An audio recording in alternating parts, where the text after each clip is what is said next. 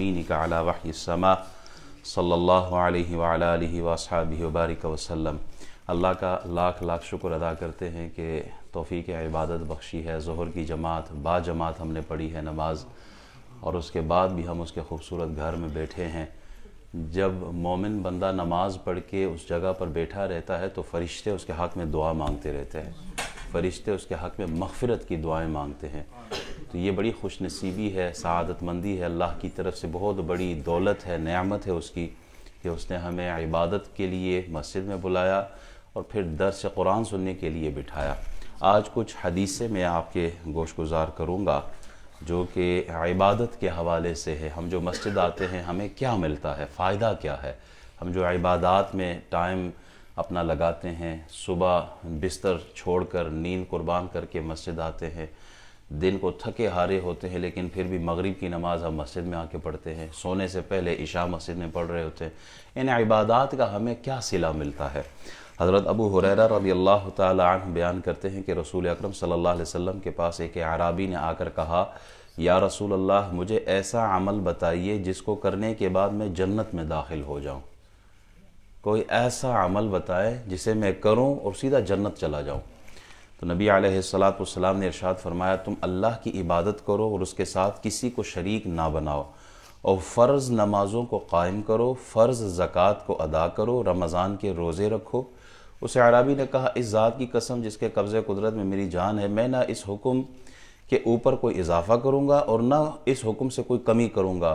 پس جب وہ چلا گیا تو رسول اللہ صلی اللہ علیہ وسلم نے ارشاد فرمایا، جس شخص کو اس سے خوشی ہو کہ وہ کسی جنتی آدمی کو دیکھے تو وہ اس شخص کو دیکھ لے۔ یعنی جنت جانے کا جو آسان سا فارمولہ رسول اللہ نے بتایا ہے وہ کیا ہے؟ جو فرض نمازیں ہیں ان کو قضا نہیں کرنی، فرض نمازیں پوری پڑھو، جو زکوٰۃ فرض ہے آپ پر وہ زکوٰۃ ادا کریں۔ صدقات اور خیرات یہ الگ چیز ہے، بعض اوقات ہوتا ہے کہ ہم صدقات و خیرات تو نکالتے ہیں لیکن فرض میں زکوٰۃ میں کوتاہی کر بیٹھتے ہیں، تو زکوٰۃ پوری ادا کریں۔ اس کے بعد جتنے بھی نوافل ہیں نا، صدقات ہے، نفلی صدقے ہیں، آپ وہ ادا کرتے رہیں۔ تیسرا یہ کہ رمضان کے روزے رکھیں۔ یہ تین چیزیں بتائی ہیں۔ اس اعرابی نے کہا، اس دیہاتی آدمی نے کہا کہ میں نہ اس سے اوپر جاؤں گا نہ اس کو کم کروں گا۔ حضور علیہ السلام نے فرمایا، جس نے جنتی انسان کو دیکھنا ہے وہ اس آدمی کو دیکھ لے۔ تو اگر ہماری نمازیں پوری ہیں، اخلاص والی نمازیں ہیں، ایسی نماز کہ جب آپ اللہ اکبر کہے تو آپ کی توجہ اللہ کی ذات کی طرف ہو، ایسی نماز ہو کہ جس نماز کو دیکھ کے فرشتے بھی فخر کریں، ایسی نماز کہ جس میں دنیا کا کوئی تصور نہ ہو، ادھر نماز پڑھ رہے ہیں ادھر دنیا داری میں مصروف ہو گئے تو وہ نماز نہیں ہے۔ اگرچہ نماز کی ظاہری شکل و صورت تو ہو گئی ہے لیکن جو باطنی فیض ہے نماز کا، جو دیکھیں نماز کیا کام کرتی ہے، ان الصلاۃ تنہی عن الفحشاء والمنکر، نماز آپ کو گناہ سے بچاتی ہے۔ اب آپ خود دیکھیں کہ کیا آپ گناہ سے بچ گئے؟ اگر گناہوں سے بچے ہوئے تو سمجھو آپ کی نماز بڑی کامل ہے، اور اگر ادھر نماز بھی ہے ادھر گناہ بھی تو اس کا مطلب یہ ہوا کہ نمازوں میں کہیں نہ کہیں کوئی کوتاہی ہو رہی ہے۔ تو صرف فرض نمازیں پڑھیں، روزے رکھیں، زکوٰۃ ادا کریں، جو حکم اللہ کی طرف سے ان کو پورا کریں تو انشاءاللہ جنت ہی ہمارا ٹھکانہ۔ حضرت جابر رضی اللہ تعالیٰ عنہ بیان کرتے ہیں کہ رسول اللہ صلی اللہ علیہ وسلم نے ارشاد فرمایا، جب عرفہ کا دن ہوتا ہے تو اللہ آسمان کی طرف متوجہ ہوتا ہے اور بندوں کی وجہ سے فرشتوں پر فخر فرماتا ہے، پس ارشاد فرماتا ہے، میرے ان بندوں کو دیکھو، یہ دور دراز سے غبار آلود اور بکھرے ہوئے بالوں کے ساتھ آئے ہیں، میں تمہیں گواہ کرتا ہوں کہ بے شک میں نے ان سب کی مغفرت فرما دی ہے۔ پس فرشتے عرض کرتے ہیں، اے ہمارے رب، ان میں فلاں شخص تو ظالم تھا اور فلاں جھوٹے لوگ تھے۔ حضرت جابر رضی اللہ تعالیٰ عنہ نے بتایا کہ اللہ ارشاد فرمائے گا کہ میں نے ان سب کی مغفرت فرما دی۔ رسول اکرم صلی اللہ علیہ وسلم نے ارشاد فرمایا، عرفہ کے دن سب سے زیادہ لوگ دوزخ سے آزاد ہوں گے۔ حالانکہ وہ کہتے ہیں کہ ان میں کوئی جھوٹے بھی ہوں گے، ان میں کوئی ظالم بھی ہوں گے، لیکن اللہ کی رحمت دیکھیں، عرفہ کا دن حج عبادت ہے نا، حج عبادت ہے، فرض ہے، جن لوگوں پہ حج فرض ہے ان کو جانا چاہیے۔ اللہ ہم سب کو توفیق دے، اللہ وہ وقت لائے کہ بار بار حج بیت اللہ ہمیں نصیب ہو۔ تو جو عرفہ کے دن وہاں جتنا بھی بڑا ظالم ہوتا ہے، تین چیزیں ایسی ہیں کہ جو پیچھے سارے گناہ معاف کر دیتی ہے۔ ایک، کافر جب مسلمان ہوتا ہے اور کلمہ پڑھ لیتا ہے نا تو حالت کفر میں جو اس سے گناہ ہوتے ہیں اللہ سب معاف کر دیتا ہے۔ دوسرا، حج سے پہلے انسان سے جتنے گناہ ہوتے ہیں حج ادا کرنے کے بعد حج مقبول، حج مبرور یہ ہے کہ پھر وہ پیچھے کے سارے گناہوں کو معاف کر دیا جاتا ہے۔ تیسرا ہے توبہ، آدمی جب توبہ کر لیتا ہے تو پیچھے کے سارے گناہ معاف ہو جاتے ہیں۔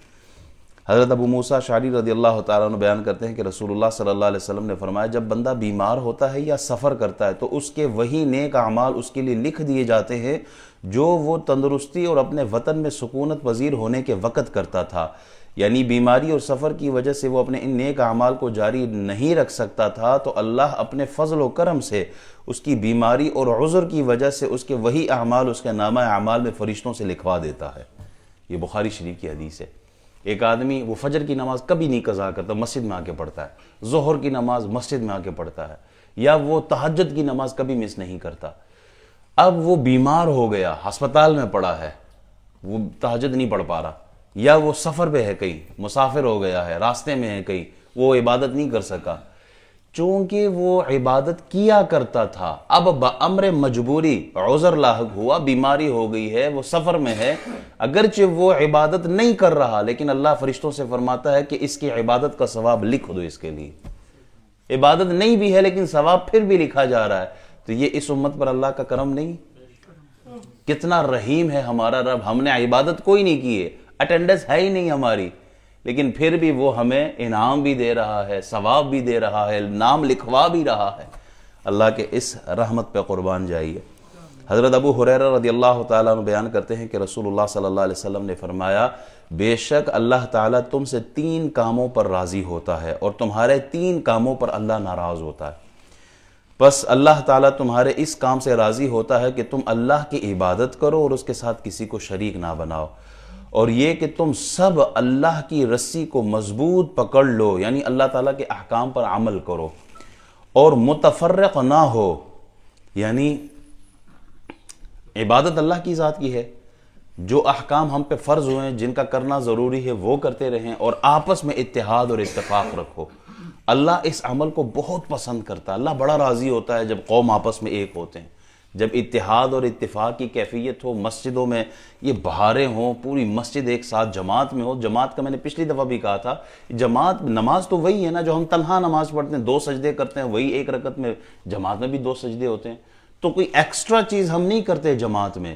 لیکن جماعت کی ایک خوبی یہ ہے کہ پوری قوم، پوری کمیونٹی ایک ساتھ سجدہ ریز ہوتے ہیں، جس میں اتحاد اور اتفاق کا منظر پیش ہوتا ہے، 27 درجے اللہ زیادہ عطا فرماتا ہے۔ تو اس حدیث سے یہ معلوم ہوا کہ آپس میں اتحاد اور اتفاق یہی کمیونٹی کے لیے، یہی مسجد کے لیے، یہی گھر خاندان کے لیے، یہی قوم اور ملک و ملت کے لیے، تمام مسلمانوں کے لیے کہ سارے مسلمان آپس میں اتحاد اور اتفاق سے رہیں، اس عمل کو اللہ بہت زیادہ پسند فرماتا ہے۔ عبادت اللہ کے لیے اور شرک نہ ہو، اس کے ساتھ کسی کو شریک نہ بنایا جائے، اس کی جو رسی ہے اس کو مضبوطی سے تھام لیا جائے، وہ قرآن بھی ہے، قرآن کو مضبوطی سے تھام لے، جو قرآن کو مضبوطی سے تھام لیتا ہے وہ احکامات کی پابندی کرتا ہے، جو قرآن والا ہوتا ہے وہ نماز پڑھتا ہے، جو قرآن والا ہوتا ہے وہ حج اور نماز اور روزے اور زکوٰۃ سارے اعمال پر وہ عمل کرتا ہے۔ اور تیسرا یہ کہ آپس میں اتحاد اور اتفاق، یہ 3 کام اللہ پسند کرتا ہے۔ اور کن 3 کاموں سے وہ ناراض ہوتا ہے؟ قیل و قال، یعنی لوگوں کی باتوں میں مشغول رہنا۔ نمبر 2، بکثرت سوال کرتے رہنا، یعنی غیر ضروری چیزوں کے متعلق سوال کرنا۔ اور تیسرا عمل یہ کہ مال کو ضائع کرنا۔ لوگوں کی باتوں میں مشغول رہنا، اس میں بہت ساری چیزیں آ جاتی ہیں۔ لوگوں کی باتوں میں مشغول رہنا، غیبت بھی ہو رہی ہوتی ہے، کوئی کام نہیں ہوتا، آپس میں بیٹھے ہوئے تو چلو کس کو رگڑیں، اور سیاستدانوں کو پکڑ کے رگڑنا شروع کر دیتے ہیں، کام ہی کوئی نہیں ہے، کوئی غرض ہی نہیں ہے، یہ بھی اللہ ناپسند فرماتا ہے۔ دوسرا یہ بکثرت سوال کرنا، ایسے سوال کرنا کہ جس کا کوئی تک نہیں بنتا، کچھ سمجھ نہیں آتی کہ اس کے کرنے کی کیا ضرورت تھی، فضول سوالات کرنا۔ جیسے وہ بنی اسرائیل کا دیکھا ہے نا، سوال پہ سوال کرتے رہے، سوال پہ سوال گائے کے متعلق، کیسی گائے ہو، چھوٹی ہو بڑی ہو، رنگ کیسا ہو، کھیتی میں کام کرنے والی ہو، پانی لانے والی ہو، پتہ نہیں کیا کیا سوال کرتے رہے اور اپنے آپ کو مزید پھنساتے رہے۔ تو سوال نہیں کرنا چاہیے جس کا کوئی مطلب ہی نہ بنتا ہو۔ مولوی صاحب، وہ ایک سوال یہ بھی ہوا تھا مجھ سے، مولوی صاحب انڈا پہلے آیا کہ چوزا پہلے آیا؟ میں کہا آپ انڈے بھی کھاؤ، چوزے کو حلال کر کے کھاؤ، کڑے کمائے پھنس گئے ہو۔ اچھا، تیسرا یہ کہ مال کو ضائع نہ کریں۔ اگر اللہ نے آپ کو مال دیا ہے تو مال کو اچھی جگہ صرف کرے تاکہ وہ آپ کے لیے صدقہ جاریہ بن جائے۔ مال کو جو ضائع کرتا ہے اللہ اس کو بھی پسند نہیں کرتا۔ خیر کے کاموں میں اسراف کوئی نہیں ہے۔ ایک آدمی اگر مسجد بناتا ہے یا مسجد کے لیے ڈونیٹ کرتا ہے تو وہ 100 کی جگہ 1000 کرے۔ کیوں؟ وہ مال ضائع نہیں ہو رہا، یہ مال اصل میں اپنی آخرت کے لیے ذخیرہ کر رہا ہے۔ تو خیر کے کام میں کوئی اسراف نہیں ہے۔ ہاں جہاں خیر کے کام نہ ہو اور آپ 100 کی جگہ 1000 لگائیں تو پھر وہاں پر پکڑ ضرور ہوگی، اللہ اس کو پسند نہیں کرتا۔ حضرت انس رضی اللہ تعالیٰ عنہ بیان کرتے ہیں کہ نبی اکرم صلی اللہ علیہ وسلم ایک نوجوان کے پاس تشریف لے گئے، وہ اس وقت مرنے کے قریب تھا۔ آپ نے اس سے پوچھا تم اپنے دل میں کیسی چیز پاتے ہو؟ اس نے کہا یا رسول اللہ، اللہ کی قسم میں اللہ تعالیٰ سے ثواب کی امید رکھتا ہوں اور اپنے گناہوں کی وجہ سے عذاب سے ڈرتا ہوں۔ تب رسول اللہ صلی اللہ علیہ وسلم نے فرمایا کسی بندہ مومن کے دل میں موت کے وقت یہ 2 چیزیں جمع نہیں ہوں گی مگر اللہ تعالیٰ اس کو وہ اجر عطا فرمائے گا جس کی وہ امید رکھتا ہے، اور اس کو اس عذاب سے امان میں رکھے گا جس سے وہ ڈرتا ہے۔ کل بھی ہماری ایک مجلس میں کہیں بات ہو رہی تھی اسی موضوع کے اوپر، ساتھی بیٹھے ہوئے مجلس کے، سوال یہی ہوا کہ جناب ہمارا معاملہ کیا ہوتا ہے؟ ہم تو کہتے ہیں وہ گناہ کیے جاؤ، حضور شفاعت کرنے والے ہیں، نمازیں کوئی نہ پڑھو حضور شفاعت کرنے والے ہیں۔ تو یہ ہم نے کبھی بھی کسی بھی ممبر و محراب پہ کوئی بھی عالم اس طرح کی گفتگو نہیں کرتا کہ آپ جناب بے نمازی ہو جائے کوئی مسئلہ نہیں ہے حضور بخشوائیں گے۔ یہ کون کہتا ہے؟ کوئی بھی یہ نہیں کہتا۔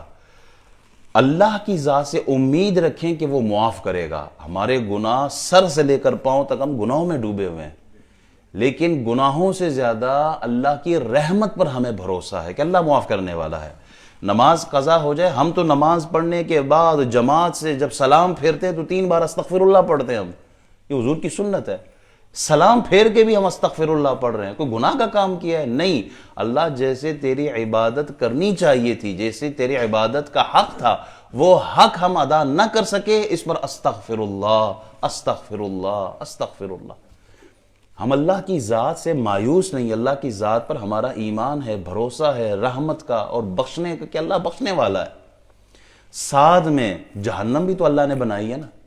قرآن میں کیا ذکر نہیں ہے جو نماز نہیں پڑھتے وہ جہنم میں جائیں گے؟ ما سلککم فی سقر قالوا لم نک من المصلین۔ نمازی جو بے نمازی ہیں وہ جہنم میں ہوں گے تو پوچھنے والے پوچھیں گے کہ ہم تو چلو کافر تھے، کفر کی وجہ سے جہنم میں آ گئے، تو ساتھ ہے جناب کلمہ پڑھنے والے سو کیا ہویا، تو ساتھ ہے کیا کرنے ہو؟ آگے سے جواب کیا ملے گا؟ قالوا لم نک من المصلین، نماز کوئی نہیں پڑھنے سے تو جہنم میں جا رہے۔ یہ بھی تو ہے نا، عذابات موجود ہے کہ نہیں؟ کیا وہ حضور کی حدیث نہیں سنی؟ حضور علیہ السلام ایک جگہ سے گزر رہے تھے، 2 قبروں کو دیکھا کہ دونوں کو عذاب ہو رہا ہے، ایک پیشاب کی چھینٹوں سے نہیں بچتا تھا اور دوسرا غیبت کیا کرتا تھا، چغلی کیا کرتا تھا، تو دونوں پر وہ سبز ٹہنیاں لگا دی، تو کیا وہ عذاب نہیں ہو رہے تھے؟ تو جو گناہ کے کام، ان الابرار لفی نعیم وان الفجار لفی جحیم، نیک لوگ جنت کی طرف اور برے لوگ جہنم کی طرف۔ تو ہمارا عقیدہ کیا ہے؟ ہم اپنے کیے ہوئے گناہوں پر خوف زدہ ہوتے ہیں، پشیمان ہوتے ہیں، پریشان ہوتے ہیں کہ کہیں ہماری پکڑ نہ ہو جائے۔ عذاب کا خوف بھی ہے۔ الایمان بین الخوف والرجاء۔ ایمان کیا ہے؟ ایمان نام ہی یہی ہے کہ ایک طرف بندہ ڈر رہا ہو کہ جو گناہ کیے پکڑ نہ ہو جائے، اور دوسری طرف اللہ کی رحمت پر بھروسہ ہو کہ اللہ معاف کرنے والا ہے۔ تو اللہ کی رحمت پر بھی بھروسہ ہو اور اللہ کے عذابات جو اس نے تیار کیے ہوئے ہیں اس کا بھی ڈر ہونا چاہیے، تب جا کے بندہ مومن کامل مومن رہتا ہے۔ حضور کی شفاعت کوئی شک نہیں ہے، حضور علیہ السلام شفاعت فرمائیں گے، لیکن شفاعت کو سامنے رکھتے ہوئے آپ نڈر ہو جائیں اللہ کی ذات کے خلاف کہ اللہ جو تو حکم دیتا میں کوئی نہیں مننا، میں حضور بخشوا لیں گے، نہیں، ایسا کوئی تصور ہی نہیں ہے کہ اللہ نہ معاف فرمائے اور حضور کی طرف ہمارا دھیان ہو کہ حضور بخشوا کے ہی رہیں گے، یہ کنسپٹ ہمارا نہیں ہے۔ اللہ چاہیں گے تو ہمیں اللہ اپنی رحمت سے جنت میں داخل فرمائے گا۔ حضرت ابو ہریرہ رضی اللہ تعالیٰ عنہ بیان کرتے ہیں کہ نبی علیہ السلام نے فرمایا جس دن اللہ کے سائے کے سوا کوئی سایہ نہیں ہوگا اس دن اللہ تعالیٰ 7 مردوں کو اپنے سائے میں رکھے گا۔ نمبر 1، انصاف کرنے والا حاکم، حکومت کرنے والا، حکمرانی کرنے والا، لیڈر جو انصاف کرتا ہو، عدل کرتا ہو، اللہ اس کو بھی عرش کا سایہ نصیب کرے گا۔ ہمارے جو حکمران ہیں نو کمنٹس۔ آگے، وہ نوجوان جو اللہ تعالیٰ کی عبادت میں پروان چڑھا، وہ نوجوان جو اللہ کی عبادت میں پروان چڑھا ہے، یعنی وہ اس کی عمر بڑھتی جا رہی ہے اور وہ عبادت میں مصروف رہتا ہے۔ 15 سال کا تھا تو بھی مسجد، 25 سال کا ہوا تو بھی مسجد، 35-45 کا ہوا تو بھی مسجد، یعنی وہ عبادت میں لگا رہتا ہے، اللہ اسے اپنے عرش کا سایہ عطا فرمائے گا۔ وہ مرد جس کا دل مسجد میں معلق رہتا ہے، کتنی خوبصورت بات ہے، وہ آدمی کہ جس کا دل مسجد میں لگا رہتا ہے کہ میں مسجد میں آؤں، ماشاءاللہ مسجد میں لگا رہوں۔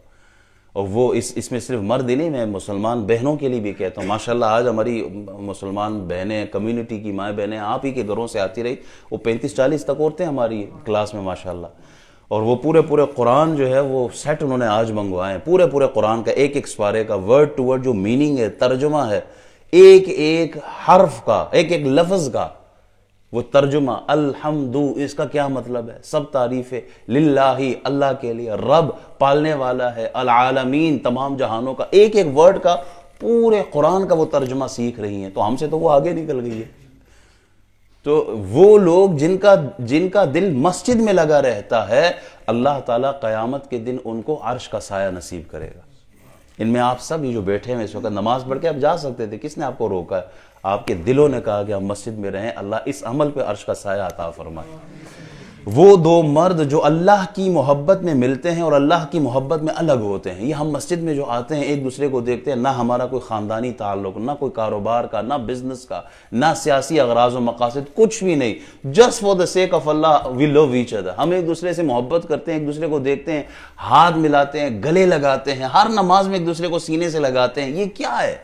یہ اس آیت، اس حدیث کے تحت جو دو بندے اللہ کی محبت میں آپس میں ملتے ہیں، اب جدا ہوتے نہیں، اللہ ان کے گناہ معاف فرما دیتا ہے، اور ایسے دو بندوں کو اللہ تعالیٰ آخرت میں قیامت کے دن عرش کا سایہ عطا فرمائے گا۔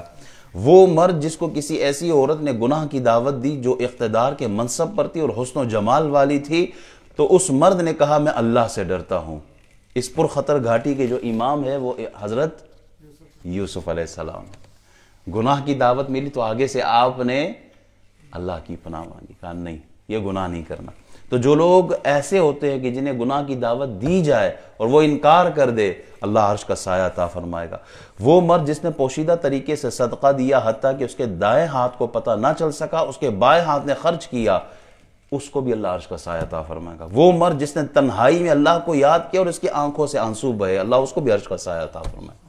کتنا آسان سا عمل ہے، کوئی بھی نہ دیکھے، ہمیں سر جھکا کے مسجد میں ہی بیٹھے کسی کونے خدرے میں بیٹھ کے سر جھکا کے اللہ سے محبت کا ایک انداز، اور ایک آنسو آنکھ سے نکلا، ایک آنسو کا قطرہ، اللہ تعالیٰ عرش کا سایہ اس دن عطا فرمائے گا کہ جب سورج سوا نیزے پر ہوگا۔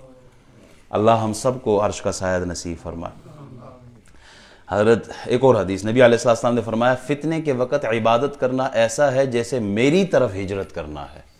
یہ دور فتنوں کا دور ہے، آج کا جو دور ہے نا، آپ موبائل اٹھائے تو آپ کو فتنہ نظر آتا ہے، آپ باہر سڑکوں پہ جائے تو آپ کو فتنہ نظر آتا ہے، آپ کاروبار کی طرف دیکھیں تو فتنے ہی فتنے، ہر لحاظ سے بندہ فتنے میں۔ ایسے فتنوں کے دور میں جب آپ عبادت کے لیے مسجد کا رخ کریں گے تو اللہ تعالیٰ عرش کا سایہ عطا فرمائے گا۔ 3 حدیثیں اور باقی اور میری نظر ٹائم پر بھی ہے، تو میرے حساب سے اتنا ہی رکھ دیتے ہیں۔ اللہ تعالیٰ ہمیں عبادت کا ذوق اور شوق عطا فرمائے، اور اللہ ہمیں نیک لوگوں میں شامل کرے۔ اللہ تعالیٰ ہم سب کو دین، دنیا، قبر، حشر میں سرخرو فرمائے۔ اللہ